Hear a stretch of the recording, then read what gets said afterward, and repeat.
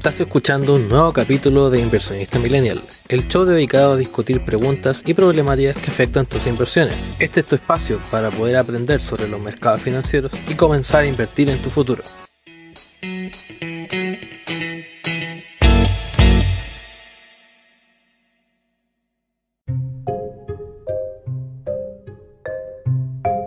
Bienvenidos a un nuevo capítulo de Inversionista Millennial. Mi nombre es César Núñez y hoy me encuentro solamente con el señor Héctor Herrera para hablar de lo más comentado la última semana, renta fija. Tenemos a un experto, al señor Miquel Villalabeitia. Miquel, preséntate y cuéntanos cuáles son tus inversiones.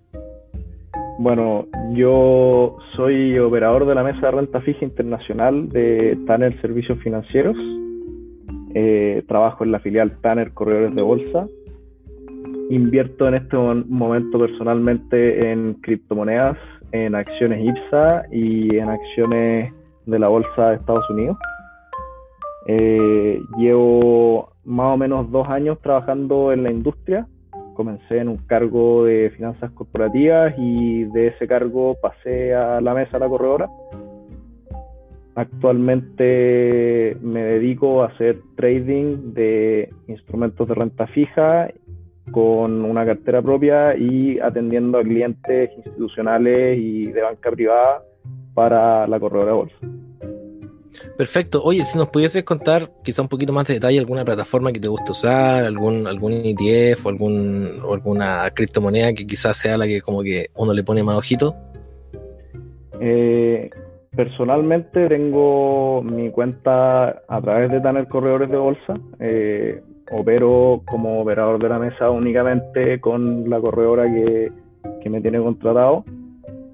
Salgo a través de Pershing para comprar acciones valores internacionales y salgo a través de Tanner Corredor de Bolsa para mis acciones IPSA.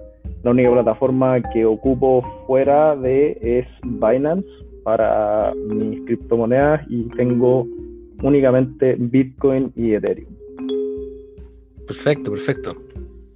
Oye, para ir empezando a introducir este tema, nos tocó sin pensar en la planificación y fue quizá de casualidad que justo esta última semana la renta fija ha estado en la palestra, pero de todos los diarios y de toda la prensa, principalmente con el fondo y las pérdidas y la gente pidiendo explicaciones, pero partamos un poquito antes de llegar a los temas del fondo y Miquel, si quizás nos pudieses contar, o sea, a nosotros nos tienes que contar, nosotros en el fondo manejamos el tema, pero si le puedes contar al auditor en el fondo a qué nos referimos con renta fija.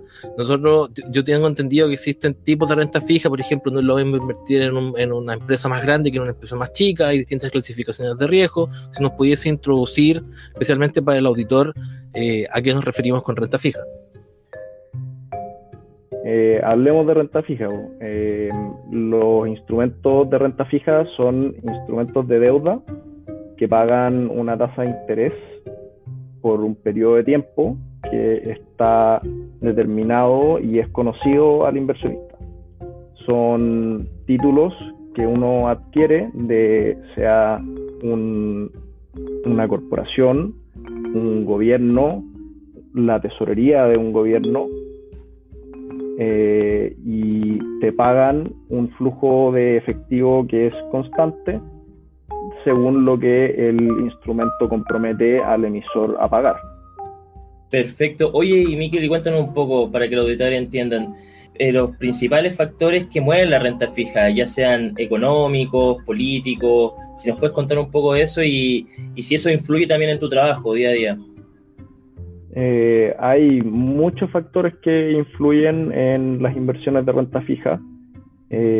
Son inversiones que tienen que están expuestas a distintos riesgos de mercado, como todas las inversiones. Riesgo de crédito, o sea, un deudor no cumple con sus obligaciones de moneda, digamos, invirtiendo en renta fija internacional. Yo me expongo a la posible apreciación o depreciación de mi moneda que puede producir más utilidades o más pérdidas. También son instrumentos expuestos a riesgo de tasa, dado que pagan una tasa de interés que es conocida a lo largo de un periodo y ante subidas en las tasas podemos ver caídas en los precios que se traducen en una menor rentabilidad de mi inversión. Sí, no, y con respecto a eso, para matar también un mito, ¿para ti la renta fija es fija o uno no lo debería ver así? Uno, si tiene una enorme bolsa con muchas monedas para invertir en muchos bonos y no tiene ninguna necesidad de tocar ninguna de esas monedas por los 5, 10, 20 años que dure tu bono, digamos que sí, la renta fija podría ser fija. Para mí, no, la renta fija no ofrece una rentabilidad fija garantizada, así como está expuesta al riesgo de que al final de esos 10 años no te paguen tu bono.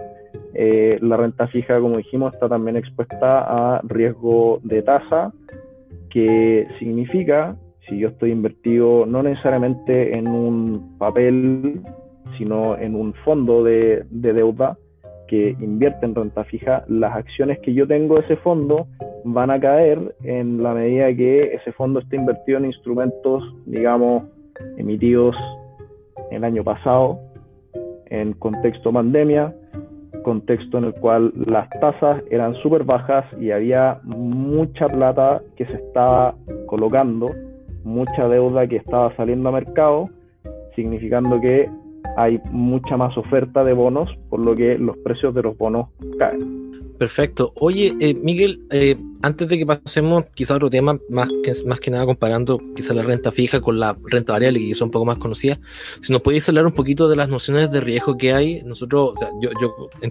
entiendo y sé que existen estas clasificaciones de riesgo, que hay distintas categorías donde distintos inversionistas pueden invertir en ciertas categorías. Si nos pudiese explicar al auditor un poquito más de eso. Bueno, los riesgos y las clasificaciones de riesgo de los bonos son los ratings que les dan las agencias clasificadoras de riesgo a las compañías que son emisores recurrentes o emisores por primera vez en el mercado financiero. Es parte de lo que el regulador exige para que una empresa pueda colocar deuda y ofrecer esa deuda a los distintos actores del mercado, que la empresa sea clasificada por al menos 2 instituciones que le den un rating respecto a cuál es el riesgo de ellos como una corporación, de que pudiesen tener efectos adversos en su negocio por distintos tipos de riesgos, sea riesgo financiero, como dijimos, de moneda o de tasa, sea riesgos naturales, una empresa salmonera que se le puede infectar un cultivo de salmones. O sea, todas las empresas están expuestas a distintos tipos de riesgo, y lo que las clasificaciones de riesgo intentan poner en una escala que sea común para el mercado financiero es cuál es el nivel dentro de esa escala que ellos definen de riesgo de cada compañía. Esto involucra equipos que se dedican a hacer rating de compañías financieras, equipos que se dedican a hacer rating de compañías mineras, y así con distintas industrias a las cuales se les va clasificando a cada compañía un nivel de riesgo. Claramente hay compañías mucho más grandes, mucho más cototas, que tienen un aguante y una solvencia y una capacidad de enfrentar sus obligaciones súper buena, que obtienen buenos ratings porque tienen flujos más conocidos y más predecibles, contra empresas que quizás son más pequeñas y que tienen más volatilidad en sus flujos y que están que están expuestas a más riesgos de mercado. Oye, Perfecto. con respecto a eso y los riesgos, ¿nos podrías decir, por ejemplo, cuáles fueron los eventos políticos que más te afectaron en el último tiempo? Entiendo, por ejemplo, la subida de tasa aquí que hubo al 0,75, a nivel internacional también, cuando salió la Fed hablando de qué es lo que va a pasar en 2022. Claro, también está la elección de constituyente, que también, por lo menos la renta variable, hubo harto movimiento por ese lado. Quizás, ¿cómo lo viviste tú? ¿Te genera miedo? ¿Hay riesgo? ¿Qué dicen? Bueno, mucho ruido político en nuestro país últimamente. Me pasa que es difícil tomar el termómetro y decir qué de ese ruido realmente es riesgo y qué es solo ruido. Un termómetro no no toma ruido, tendría que ser un instrumento que mida decibeles, que no tengo en este momento en mi mente cómo se llama, pero qué complicado realmente entender por qué hay más volatilidad en los mercados y por qué este riesgo que viene de una situación en evolución, como es la Convención Constituyente, y que viene de eventos políticos más marcados, como las elecciones primarias y como nuestra situación país evolucione y va evolucionando, genera en los mercados distintas fuerzas. Digamos, se dieron las elecciones primarias en que ganaron candidatos que estaban más hacia el centro y el mercado respondió con un buen día lunes. Se dieron las elecciones de la Convención Constituyente y se habla de que la derecha no logra una mayoría, o sea, una minoría por lo menos de 1/3 para poder tener el poder de veto, y el mercado reacciona inmediatamente con un día de -2 a -5 y algunas compañías incluso -10. Ahora, no, perfecto, o sea, dale. Eso, como decía César, es por el lado de la renta variable. Por el lado de la renta fija, creo que el mercado este semestre ha estado reaccionando más a noticias en desarrollo por el lado más económico, de cómo ha ido evolucionando nuestra recuperación económica y de cómo funciona la economía de la pandemia que estamos viviendo, en el sentido de cómo van avanzando los casos, los brotes de nuevas variantes, los casos a nivel regional y los casos a nivel mundial también, de cómo funciona el comercio de nuestro país con otras naciones y con grandes bloques comerciales. Sí, yo ahí estoy de acuerdo contigo, Miquel, y para comentar al auditor, yo dentro de mi trabajo normal, veo más renta fija que renta variable. Entonces y veo cómo se mueven las tasas, y por ejemplo todos los anuncios que han tenido que ver con los cambios, especialmente en el IVA, le han pegado harto, especialmente a las tasas en UF, inflación. Hay harto, la renta fija se mueve por factores que son, como decía Miquel, bastante más como macroeconómicos que microeconómicos. En el fondo hay como tiene más que ver eso, más que como sobre reacción de mercado. Si bien existe sobre reacción de mercado a la renta fija, no es tanto como en las acciones o en la renta variable. No, pero también entendemos que por el lado de la renta fija, si hablamos por ejemplo local, con la salida de los 3 retiros, primero hubo un exceso de oferta de papeles, también estamos viendo que lo que hizo que nos subiéramos un 0,75% en inflación, estamos viendo que hay más consumo y eso también hace que los papeles, no más que los papeles vayan a caer, pero se proyecta una alza de tasa, no sé. Hay algo que no estamos viendo, Miquel, que les preocupa también a tu corredora, que quizás son eventos futuros. Qué difícil encontrar cosas no preocupantes en las noticias de hoy día, ¿no? tenemos un virus que va mutando y que no muta a ser una buena persona, parece.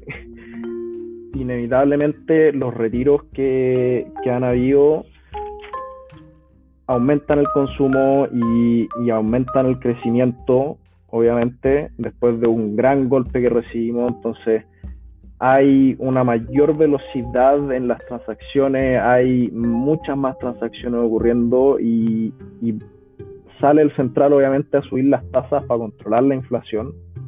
La suben lo que el mercado priceaba, no tratan de hacer ninguna sorpresa. Miramos a la Fed y Powell insisten que la inflación es transitoria, que no ha llegado para quedarse, pero uno lee The Economist y hablan de que post Primera, post Segunda Guerra Mundial, post grandes caídas económicas, la inflación es inevitable y que hay mucha rotación entre distintos sectores. Hoy día el mercado es muchísimo más dinámico de lo que era en ese entonces también, pero sigue un poco las mismas dinámicas intrínsecas que tiene, ¿no? cómo nosotros podamos seguir abriendo nuestras economías y volviendo al ritmo de vida que tenían las personas, que genera un intercambio y que genera crecimiento y consumo, crecimiento a través del consumo. O sea, eso va a ser mucho más influyente a mi gusto en qué momento van a empezar a subir las tasas. Localmente se nos presenta un escenario que es complejo, no sabemos realmente cómo hacer la recuperación económica y no sabemos cómo hacer el futuro político de Chile, y eso le suma una incertidumbre tremenda al mercado, que significa que cuando sale el diputado no sé cuánto, la senadora no sé cuánto, a decir que la gente chilena necesita poder acceder a sus fondos y retirar fondos de pensiones, y le tuercen la mano a la AFP y los obligan a salir a vender y a perderse un 10% del fondo en el primer semestre, porque hay un sell-off de bonos entrando al mercado, porque necesitan liquidar esos fondos. Necesitamos ser muy cautos y observar atentamente todas estas cosas que van ocurriendo y todas estas noticias en desarrollo, estos procesos en desarrollo, para que ojalá el mercado no se coma una corrección, y si queremos realmente tener una varianza más o menos acotada, tenemos que ser diligentes y ojalá que todos los actores del mercado funcionen como debiesen funcionar. Perfecto. Oye, Miquel, antes de que pasemos quizás a los temas más que de lo que pasó con el Fondo E y todo eso, si nos pudieses comentar, generalmente cuando a mí me pasa, cuando uno habla con gente, lo primero que se viene a la cabeza siempre son las acciones o los depósitos a plazo, fondos mutuos, pero la renta fija siempre tiende a quedarse atrás en el top of mind de la gente. ¿Por qué crees tú que la renta fija en el fondo no es como un instrumento tan común para la gente, siendo que en teoría en el mercado chileno es más profundo en renta fija más que en acciones? Pero las acciones parece que tienen como sex appeal un poquito más grande que la renta fija. ¿Por qué crees tú que pasa eso? Es una buena pregunta. Me atrevería a decir de haber leído alguna vez una noticia en Bloomberg que decía que 1 en 10 norteamericanos lo podía definir correctamente. O sea, 1 de 10 que entendía bien el concepto de la inversión en renta fija. Como bien dijo César, el mercado de deuda en Chile es mucho más profundo que el mercado de acciones, y eso también es una realidad en el mundo. O sea, hay mucha más deuda corporativa que patrimonio colocado en acciones en las bolsas, y así como salen muchas compañías vanguardistas, que a mi gusto es uno de los grandes motivos de por qué la renta variable es más conocida a los inversionistas y está más en boca, es que, claro, salen muchas compañías vanguardistas a bolsa todas las semanas o unas cuantas por semana, pero así también están constantemente colocando deuda por grandes tickets, muchas empresas que son totalmente desconocidas. Empresa del aserradero que vende aserrín y genera un gran flujo vendiendo aserrín, y por eso se endeuda y hace proyectos y es rentable y tiene acceso a un mercado financiero que le permite financiarse a través de deuda corporativa. Demuestra un riesgo, como ya conversamos, está clasificada y por ende creo que es mucho más conocido el de renta variable, un poco por los nombres de las compañías que participan de él, y no tanto por la profundidad y la diversidad de activos que uno puede encontrar en él. No, yo estoy de acuerdo contigo, y desde el punto, y yo creo que especialmente para el caso chileno, incluso para todos los países emergentes, el tema con esta dicotomía que existe entre renta fija y renta variable principalmente se resuelve desde el punto de vista de que en Chile tenemos muy pocas empresas que en el fondo son, entre comillas, atractivas. O sea, uno ve las carteras recomendadas y son todas, de todas las corredoras, y son relativamente parecidas. Entonces no hay como mucho de dónde elegir. Y quizá por eso en el fondo te pasa este tema. En cambio en Estados Unidos uno tiene, si uno quiere elegir, por ejemplo, en la parte de consumo, están los Walmart, los Target, los Macy's, entonces hay los Best Buy, hay hartas empresas que en el fondo donde uno puede elegir un pool, puede elegir un ETF, entonces, como te decía, hay más profundidad de mercado en ese tipo de cosas, y por lo tanto existe más opción. Entonces al final, ¿qué es lo que pasa? Que el gringo o la gente que vive en países más desarrollados puede en el fondo darse el lujo de elegir quizás empresas conservadoras desde el punto de vista invirtiendo en acciones, y en el fondo la renta fija pasa a ser solamente para los institucionales. Estoy de acuerdo con tu respuesta. Ya ahora, entrando como al meollo de lo que pasó, en la última semana hemos tenido una discusión importante respecto a las pérdidas, como tú comentabas, que son cercanas al 10% de la renta fija, o del fondo E en realidad. Recordemos que el fondo E tiene cerca de un 95% en renta fija y casi toda renta fija local. Entonces, ¿crees tú que la renta fija perdió como este atributo o esta etiqueta que tenía o que siempre ha tenido, que es de ser más conservadora que una acción? Yo creo que no la perdió. Sigo pensando que las acciones son activos más volátiles que los bonos. Si bien el track record de los bonos este semestre no apoya mucho el caso, creo que siguen siendo inversiones en las que todo inversionista diversificado debiese participar en algún grado. O sea, yo participe del fondo A y tenga el 95% en renta variable, debiese igual siempre tener un grado de diversificación en mis inversiones. El contexto de tasas que tenemos hoy en día, o que teníamos hasta hace un par de semanas antes de que el central subiera la tasa, era lo más barato para endeudarse que ha estado la plata en muchos años. No sé cuántos, quizás ustedes me ayudan con el dato, pero en muchos años. Creo que del 2008. Sí. Del 2008. Créditos hipotecarios más baratos, de consumo, la tasa máxima convencional más baja que hemos tenido. Todos indicadores de que se estaba tratando de apoyar en la mayor medida posible el consumo de los chilenos, porque nuestra economía frenó, mucha gente perdió empleo, y esa recuperación del mercado laboral es lenta.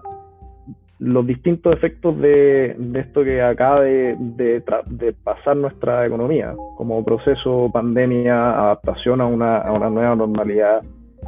En ese contexto, creo que la renta fija tiene muchos desafíos hacia adelante. La renta fija en tasa de NUEF, en los plazos cortos a medianos, ha tenido rentabilidades negativas hasta, y bueno, para qué hablar de la tasa de países como Japón, que tienen la tasa en cero hace cuánto tiempo. Inevitablemente va a salir el central con alzas de tasas para ir controlando la inflación y para ir controlando también el acceso a crédito y controlando el riesgo que estamos tomando. O sea, Chile ha salido a emitir cantidades históricas de bonos afuera y estamos tomando mucha más deuda como país. Por ende, inevitablemente hay más oferta y caen los precios de la renta fija y van a seguir subiendo las tasas porque se va a seguir exigiendo una mayor rentabilidad por todos esos papeles. Así que probablemente la renta fija va a tener unas temporadas media oscuras hacia adelante. Eso mismo te iba a preguntar, porque en general y hay esta discusión detrás de el rol de la renta fija, especialmente ahora, pensando que el fondo es el fondo como de transición a la jubilación, y principalmente en Estados Unidos es la discusión entre la renta fija y las acciones que entregan dividendos, que son, como te decía, estamos hablando de otro contexto distinto, porque en Estados Unidos el mercado es bastante más profundo, y las acciones que entregan dividendos son acciones que prácticamente no se mueven, ¿sí? Entregan un retorno anual, que tú creo que Coca-Cola, por ejemplo, entrega un 5%, entonces Warren Buffett es uno de los más conocidos por tener Coca-Cola por más de 60 años, el gallo prácticamente vive de los dividendos, no necesita hacer nada más, solamente vivir de los dividendos. Y la acción prácticamente no se mueve, entrega dividendos, después se recupera, entrega dividendos y después se recupera. Entonces, ¿Qué es lo que pasa? Que al final del día, como te decía yo, la renta fija, especialmente en el contexto actual, está tan golpeada que al final la gente prefiere ir a las acciones como más que entregan dividendos más que a la renta fija. Mi pregunta es, ¿crees tú que, y como tú me decías que la renta fija en el fondo hay que mirarla un poquito como de reojo por un par de años y volverla como a ver después de que ya estemos como en la cola final de la recuperación de la pandemia? Buena pregunta. Partamos de la base que uno puede perder plata en cualquier inversión. Todo se puede ir de lado, toda compañía se puede ir de espalda, pero como bien dijiste, Coca-Cola tiene un track record de 60 años pagándole dividendos a Warren Buffett, que vive de los dividendos de Coca-Cola, y el fondo esta temporada se perdió un 10% invirtiendo el 95% en renta fija. ¿Qué nos dice eso? Que sobre todo en el contexto actual del mercado, los niveles de incertidumbre que hay, el gran remesón que vivimos el año pasado, en el que hubo flujos que se movieron en distintas direcciones a distintos tipos de activos y mucha gente cambiando sus capitales de lugar, invirtiendo, desinvirtiendo, moviendo posiciones. Creo que inevitablemente, como ya dijimos, las tasas van a ir subiendo y la renta fija va a tener malos tiempos. No sé por cuánto, no sé en qué momento vamos a ver de nuevo caídas en las tasas para incentivar que la gente tome deuda y las instituciones tomen deuda. Creo que, como bien mencioné al principio de este hilo, 95% en renta fija no es una estrategia de diversificación suficiente en este momento para el nivel de volatilidad que existe en todos los tipos de activos de los mercados. O sea, hay algunos que están teniendo un excelente año, sí, y que han mostrado menor volatilidad, sí.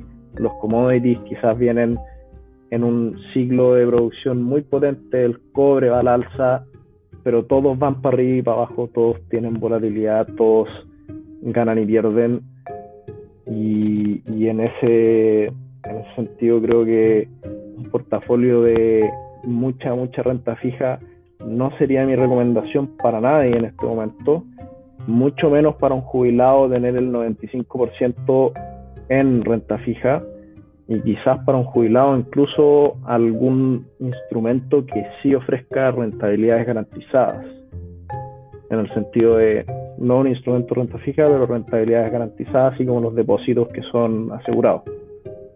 Sí, ahí hay un tema, y cuando hablaban de este famoso fondo F que quieren proponer, a mí igual al principio lo encontré, dije, uy, pero ¿por qué? Pero después me hizo sentido, especialmente con lo que pasa cuando la renta fija como entra como en estos inviernos o está ahí en un momento de alta inflación, alta volatilidad, saliendo de una pandemia.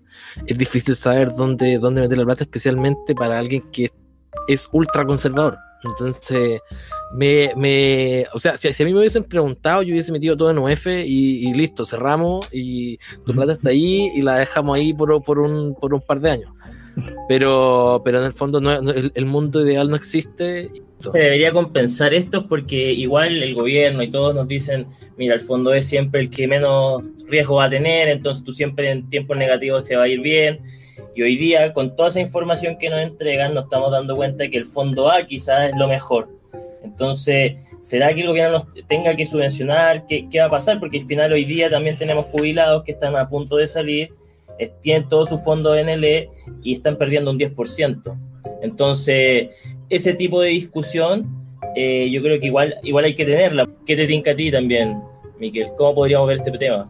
Creo que un fondo con rentabilidades garantizadas como alternativa no es necesariamente una mala idea. O sea, uno podría tener un money market en vez de este fondo y funcionaría en una forma súper similar, ofreciendo, claro, una rentabilidad súper baja, pero una preservación de ese capital. Que creo, después de lo que vimos este semestre y de lo que pasó posterior a los retiros, la caída a lo largo de todo el semestre y las pérdidas en general en renta fija local, ¿Sería una buena alternativa presentar el fondo F? Sí.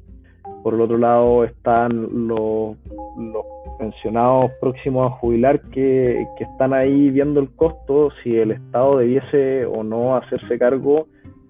Para mí es un tema muy, muy personal y diría que sí, que me gustaría ver al Estado de Chile un poco más robusto y educando un poco más sobre sus finanzas personales a sus ciudadanos, sobre todo a los más chicos que el día de mañana quizás van a tener que participar de un sistema en el que parte de su cotización no va a ser para ellos.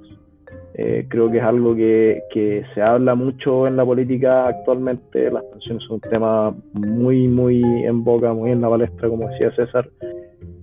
No, claro, perfecto. A mí me pasa, y acá yo voy a dar mi opinión respecto al tema, y quizá suene súper económicamente correcto, pero para la galería quizá no es algo como muy, muy, muy lindo de ver. Con todo esto mi papá siempre me pregunta, oye, ¿qué hacer la gente que perdió plata con el fondo E?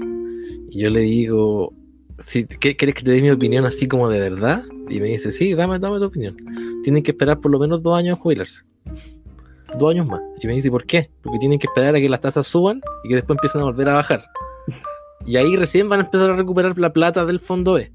Pero es difícil decirle a alguien que lleva 40, 42, incluso más, 45 años trabajando, oye, ¿te podías esperar 2 años más para poder jubilar? Entonces es súper complejo entrar como en esa discusión, la misma discusión respecto a, oye, ¿cómo solucionamos el sistema de pensiones? No, hay que aumentar el porcentaje de cotización o hay que aumentar la edad de jubilación. Entonces, son discusiones que yo creo que para efectos actuales hay que hacerlas, pero quizá no estamos preparados para poder hacerlo. Es como el meme de no estás preparado para esta discusión todavía. No. Entonces, me sumo a lo que dice Mikel, que en el fondo el sistema, especialmente la renta fija, es súper complejo desde el punto de vista del horizonte de inversión.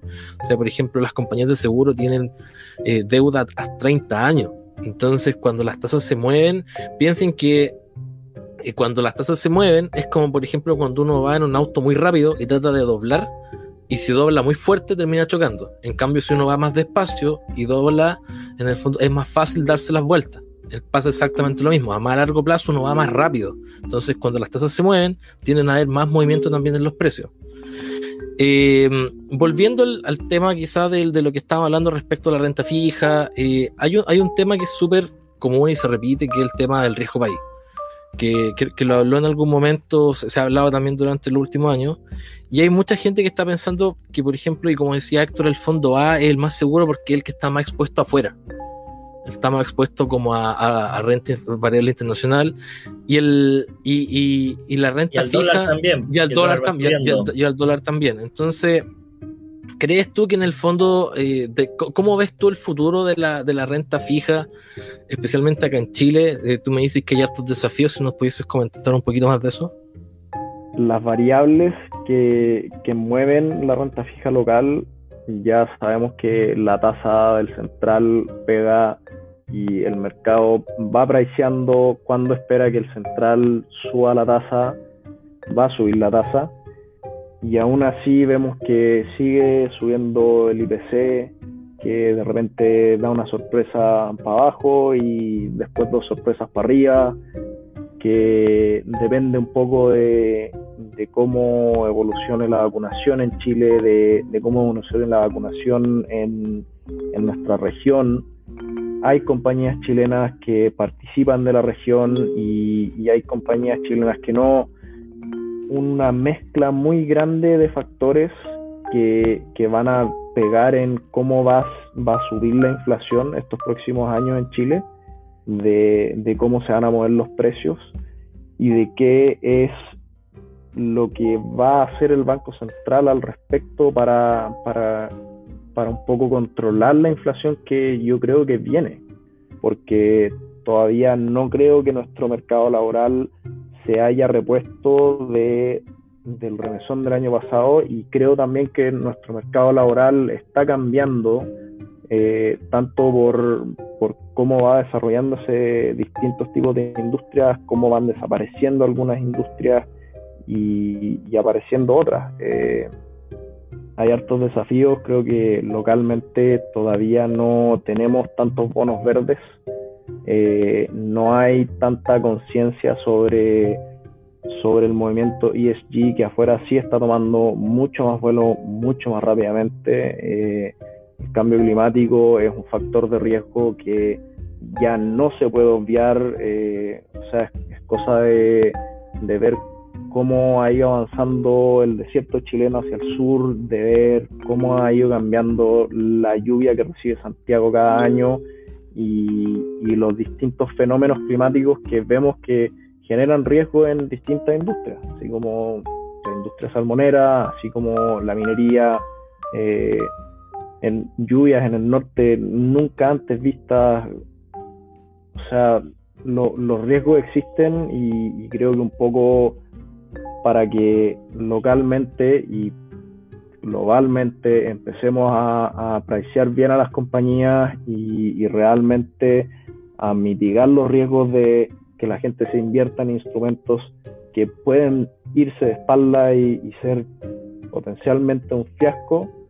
Es así, es avanzar hacia nuevos estándares y mejores estándares de cómo realmente estamos haciendo intercambio y cómo realmente estamos asignando valor a las compañías, valor y riesgo. Perfecto. Oye, a mí me quedan dos preguntas, y esta se me escapó un ratito antes, pero vuelvo a ella. Respecto a la caída del fondo E, y principalmente con temas de renta fija, para que el auditor le quede un poquito más claro, porque al final este es un podcast donde le enseñamos a la gente cosas prácticas y no lo que aparece en las noticias. ¿Cuáles crees tú que fueron los factores que afectaron más a la renta fija en el último tiempo, que llevaron a las pérdidas del fondo E? Partiendo por el contexto de tasas que teníamos a partir del año pasado, la gente corría a los bancos a tratar de agarrar a su ejecutivo para renegociar todas sus deudas. El contexto de tasas no podía ser, como ya dijimos, más bajo, lo más barato que ha estado desde el 2008, y inevitablemente a medida que empezamos a reabrir la economía hacia fines del año pasado, nos volvimos a encerrar, y ahora ya avanzando hacia la vacunación, se espera una reapertura mucho más consistente y mucho más grande a nivel país. Viene la inflación, viene subiendo ya de a poquitito desde fines del año pasado, y el Banco Central iba a salir a subir las tasas inevitablemente. No podían ir más para abajo, tenían que empezar a ir para arriba, y eso inevitablemente era uno de los factores que el mercado venía priceando, yo entiendo, desde temprano en el año. Si sumamos a eso el hecho de que hay retiros de los fondos de pensiones, se obliga a los inversionistas institucionales más grandes de la plaza local a salir a vender papeles y muchos bonos y muchos activos. La excesiva oferta, el sell-off, produce una caída en los precios.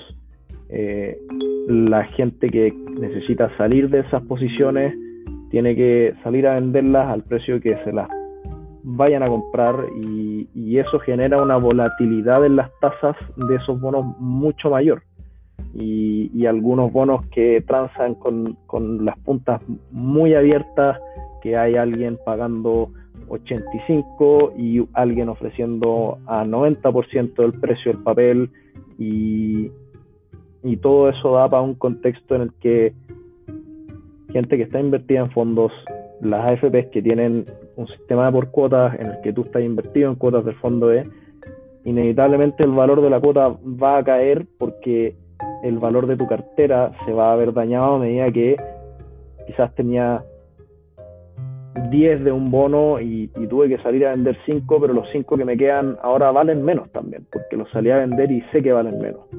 Y las rentabilidades de esos fondos se ven muy golpeadas tanto por el retiro de fondos, por la inflación que va un poco creciendo, y te da el augurio de que van a venir otras alzas de tasas por parte del central, y que la rentabilidad de los papeles va a tener que ser mayor.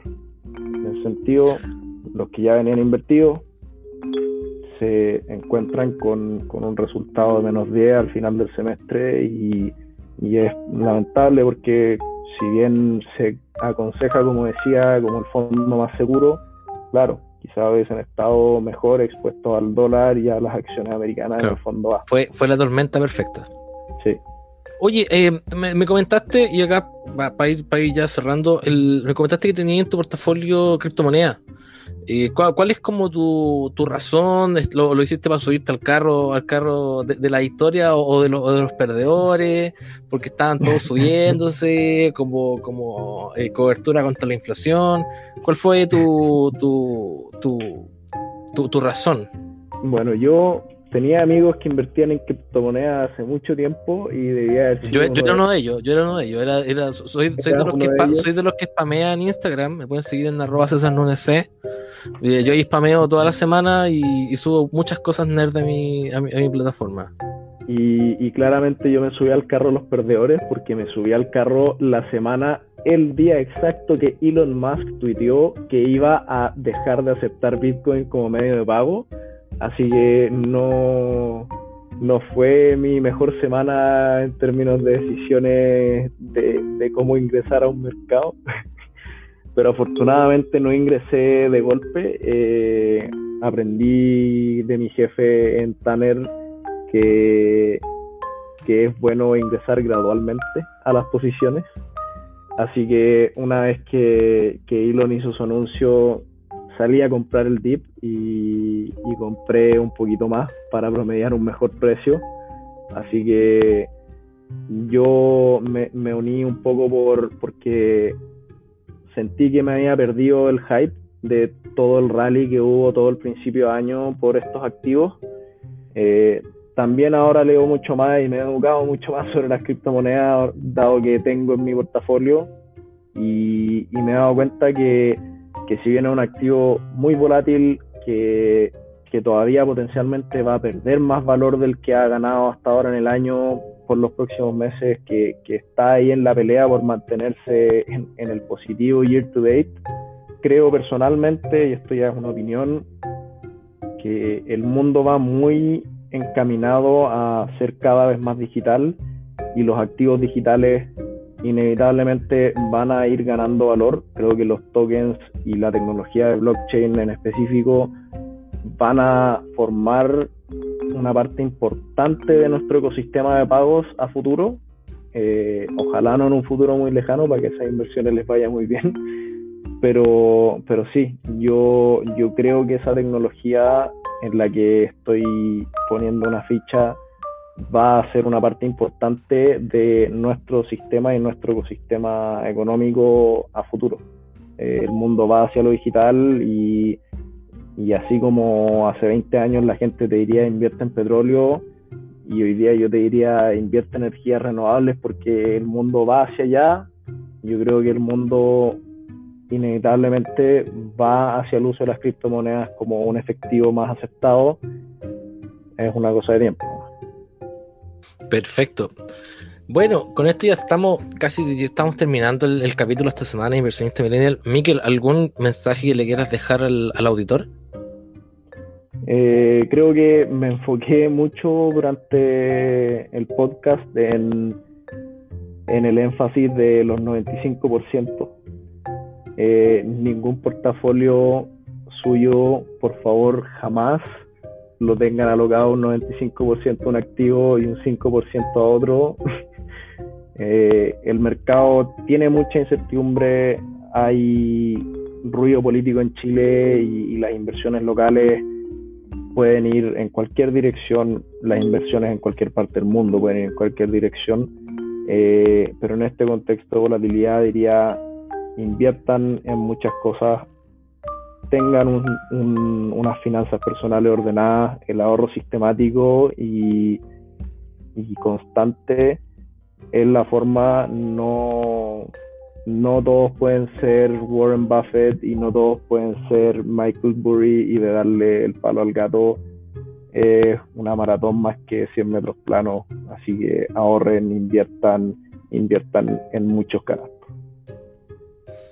Eso, yo soy apoyo fielmente lo que dijo Miquel. Bueno, agradecemos nuevamente a Miquel por haber participado de este humilde podcast. Sabemos que es un auditor constante. No sé si le va a dar para poder escuchar su capítulo, pero bueno, No. es algo que vamos, No. por lo menos se lo va a compartir hasta el gato. Así que es algo interesante y esperamos poder contar contigo quizá un poco más adelante hablando de algún otro tema, quizás no necesariamente tan técnico. Eso, como siempre, nuestras plataformas están abiertas. Esperamos que les haya gustado este capítulo. Fue bastante coyuntural y contingente.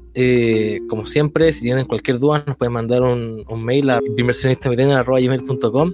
Síganos en Instagram, síganos en nuestras redes sociales y suscríbanse para poder invertir en su futuro.